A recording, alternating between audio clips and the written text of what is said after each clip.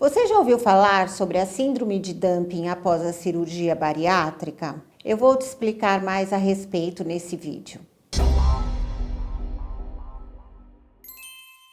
Olá, meu nome é Célia Belelli, eu sou nutricionista, especialista em obesidade e emagrecimento com ênfase em cirurgia bariátrica.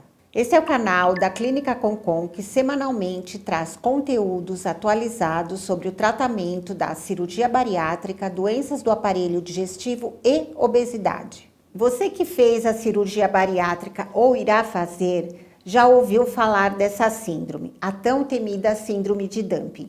Realmente ela existe, ela ocorre em cerca de 70 a 75% dos pacientes que fazem a cirurgia do bypass gástrico em Y de Roux e 40 a 45% dos pacientes que fazem a técnica do sleeve gástrico. Mas por que ela ocorre? Normalmente, ela ocorre após o esvaziamento gástrico do conteúdo do estômago com uma velocidade bastante rápida. E geralmente ela vem depois de uma alimentação que contenha ou líquidos açucarados, ou o conteúdo dessa refeição com uma quantidade maior de carboidrato de absorção mais rápida, ou com gorduras. Então, qual o tratamento? O tratamento é realmente o tratamento alimentar, para se evitar esses sintomas indesejáveis dessa síndrome. O nutricionista, ele vai modular a alimentação com esse paciente. Primeiro, a gente precisa fazer o diagnóstico. O que esse paciente está fazendo para provocar essa síndrome? Porque, na verdade, ela é provocada, ela não acontece do nada. Então, pode ser, muitas vezes, um jejum prolongado, que não deve ocorrer. Muitas vezes o paciente refere, nossa, mas eu não tenho fome, então eu fico muito tempo sem comer. Então, pode ocorrer uma hipoglicemia, que também é um dos sintomas aí que pode ser confundido com a síndrome de dumping. Esse paciente, muitas vezes, ele está colocando numa refeição uma quantidade grande de alimentos, fonte de carboidrato e não tem proteína. Então, por exemplo, eu tomei um cafezinho e comi umas 4 bolachas. Fatalmente, ele vai ter algum sintoma indesejável. Quais são esses sintomas? Tremores, tontura, sudorese excessiva, então a pessoa começa a suar muito. Ela pode até ter dor de cabeça, levar a desmaios e, às vezes, diarreia. Então, é muito difícil, às vezes, a pessoa identificar por que está ocorrendo isso. Então, o nutricionista vai auxiliar nesse sentido, modulando essa alimentação. Primeiro, fazendo um diagnóstico de como está essa alimentação do paciente, essas refeições, para fazer essas alterações necessárias.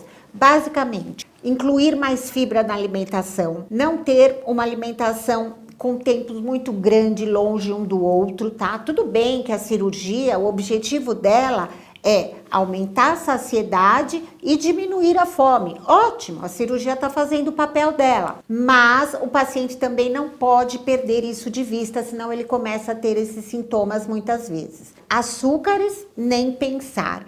Todos os pacientes terão síndrome de dumping? Não dá para saber, tá? Então, isso é avaliado. É claro que esse paciente vai a uma festa, vai experimentar um pedaço de doce, mas muitas vezes existe um limite que ele pode fazer. E no meu ponto de vista, isso é ótimo. Vários estudos demonstram que pacientes que experimentam os sintomas da síndrome de dumping conseguem ter um peso mais estável ao longo dos anos. E quanto à intolerância à lactose? Falamos aqui sobre o dumping, mas muitos pacientes referem uma certa intolerância à lactose, um desconforto bastante grande após a cirurgia, quando tomam leite ou alguns derivados do leite. Primeiro, vamos deixar claro aqui, esse desconforto ele vai ocorrer mais com o leite, porque o leite é que tem mais lactose. Muitas vezes, a produção da enzima lactase, ela fica um pouco diminuída, principalmente na técnica do bypass gástrico em Y de Roux.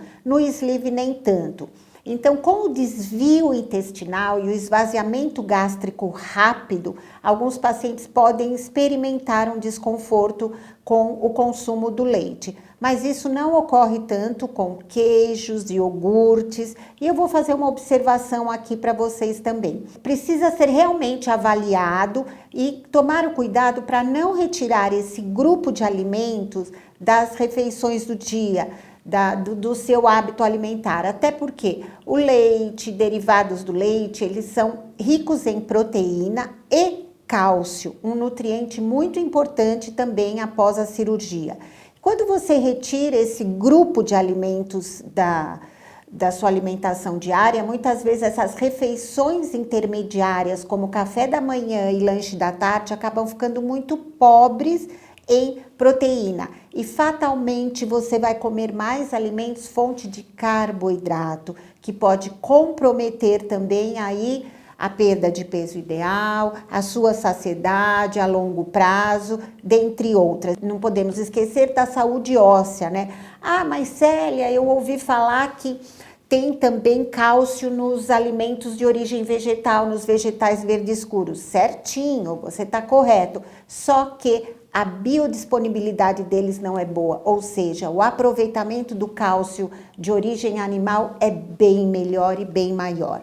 Glúten, vocês também já ouviram falar da alergia ao glúten. Após a cirurgia, ela é muito rara, a menos que esse paciente tenha alguma alergia referida anteriormente ao glúten. Como que ela é detectada? Somente com o exame de sangue. A pessoa pode experimentar algum sintoma de intolerância à proteína do trigo, que é o glúten, mas isso vai ser analisado também com o nutricionista e com o gastro. Muitas vezes algumas pessoas referem um estufamento, um desconforto quando comem o glúten, e quando você vai analisar, isso pode estar relacionado ao quê? Ao excesso do consumo. Por exemplo, café da manhã, o pão, no almoço uma massa, à tarde pão novamente e jantar uma pizza. Aí realmente é um excesso e a gente consegue trabalhar, mas isso não quer dizer que seja uma alergia, ok? Então sempre trabalhar com o nutricionista para fazer esse diagnóstico e dar a conduta nutricional correta. Se você gostou desse vídeo, compartilhe, inscreva-se no canal e ative o sininho para receber as notificações.